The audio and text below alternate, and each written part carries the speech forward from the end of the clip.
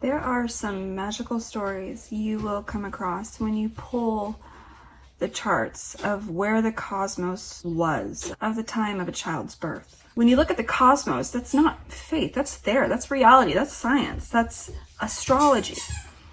There's no guessing what's going on. You're actually, if a person studied it and they can read it and they know the energies of these planets, then they can actually and accurately tell you what the cosmos was doing, thinking, behaving at the time of your child's birth. You can find out some amazing things, and it gives some clarity that I think is so important for moms to have while they're either working from home and have to do videos with their children frolicking around on the rug beside them, or they're just tormented with not knowing how to get their baby to sleep because nothing's working.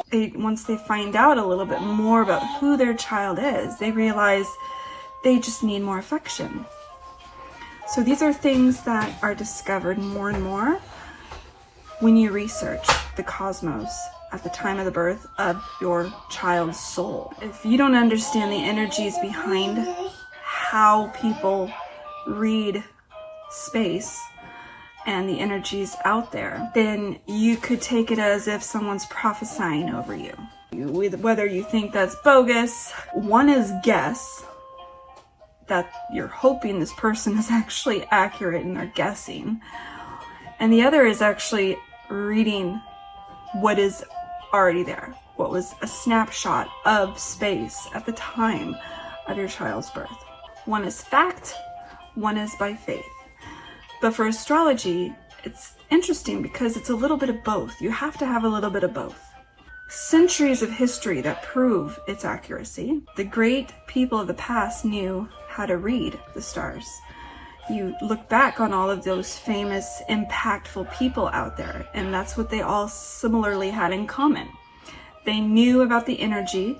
They knew about the cosmos. They knew that they needed to look up and see what was going on because what was above was affecting below, which is actually a common phrase for people who make it a practice and make it a religion.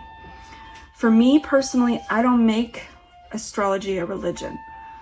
My religion, if you want to call it that, I don't really believe in religion, I believe in faith. When you believe that there's something greater out there than yourself, whether that be whatever you want to fill in the blank with, that is a form of a faith, not really a religion. But if you have to call it that, I would say my religion is Christianity, but the actual true Christianity. It's become something that you check off on a medical form. It's lost its origins, if you will. Why don't you ever see Catholic listed on the medical forms that you fill out? But it's always Christian or atheism or just other or whatever. Christian has become just this term of a group of people that believe in a God, fill in the blank. That's not what I am. I'm actually an original Christian, someone that believes in the New Testament, fulfilling the Old Testament, and to love, don't judge. But astrology is not my religion. It is science. It's as if I was working as an astronaut by day and my normal faith every other part of the day, right? A lot of people get the two confused and mixed, and it's not. It is for many people, but it's just not for me. I actually see it as science and information that's actually out there and obtainable and helpful if you actually know how to read the stars and the meaning behind each one. I always give this example because it kind of relates to everybody. We've all heard of the 3 kings in the Bible where they followed the star. These 3 kings, history has tried to research in depth who they were, what they were doing, how they were reading the stars, and it was astrology. And they were studying it, and they knew that something was going to come, and it would be in the form of a star. Of course, we can't accurately find that date. If we could, we would see the cosmos picture, but we don't know the actual date. So it's so hard to see what they were seeing at the time. But they had concluded by studying the stars, that they could obtain something physical that was coming down. So I find it amazingly odd that so many Christians don't take astrology serious. They want to think it was just this one-off, right? But again, you get so many different denominations and versions of faith where they nitpick and take what they want to believe in the Bible, and then they just toss the rest aside and call it of the devil, or just twisting scripture. But everybody does that. I like to take the Bible, study it, and really find the true interpretation, not just chunk up certain things and say, oh, because the Bible doesn't explain further, it's not supposed to be something you drill in on and focus on. It's just something you read over and continue to read until you get to the Jesus. So it's really odd how people don't understand that, or at least respect it enough to study it, to see how it might work and play. Obviously that was important to put in the Bible. Obviously that was important to these kings to study. God wanted them to study the cosmos to find Jesus. That was an important part of the Bible, of the story. Why? That he really doesn't tap on the cosmos and those kind of things later, except in the New Testament where he says, I control the cosmos. So what we see the cosmos doing is literally God controlling it in a way of communicating with us, just like he communicated to the three kings. But that's not really looked further than that. Throughout society and civilizations, they've all had their version of how they read the stars. Just like people today have their version on how they read the Bible. The first case study I want to share with you is one that is just such an amazing story to tell. The names will be changed to respect the privacy of the child and the mother. And the story is magical. If you believed in magic, it would be the closest thing to it.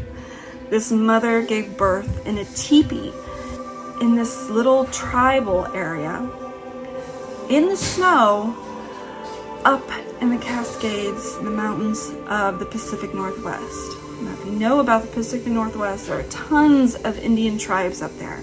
It's an amazing place to live. I live up here. It is just pure magic. It is just pure magic. And I didn't know that she was so close. But we just did everything online, which is what I do automatically with my clients.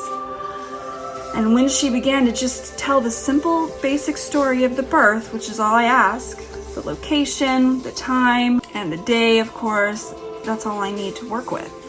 I don't really need to know details from there. But at the same time, it's important to know the mother, because parenting impacts the way a child will be brought up and the way the child will be molded mentally. They're so susceptible throughout the first 5-7 years that it's kind of good to know a little bit about the parents, because the combination of that child and the mother, specifically the mother figure in the child's life, really paints a better, broader picture. Now, I don't need it, but if I could get it, it's even more helpful for the guide that I give at the very end of the chart reading. But she had a very traditional birth, very spiritual, based on the traditions of that tribe up in that area. And that is the environment of which the child was born into. Snow, a teepee, keeping warm by fire, giving birth in covers of sheepskin and wool and fur. So many things, civilizations, jobs read the cosmos for their day-to-day life. For example, fishermen, they read the tides, and that is purely based on the moon and what phase it is in, based on how it will be affecting the ocean waters, which therefore how it would be affecting the fish.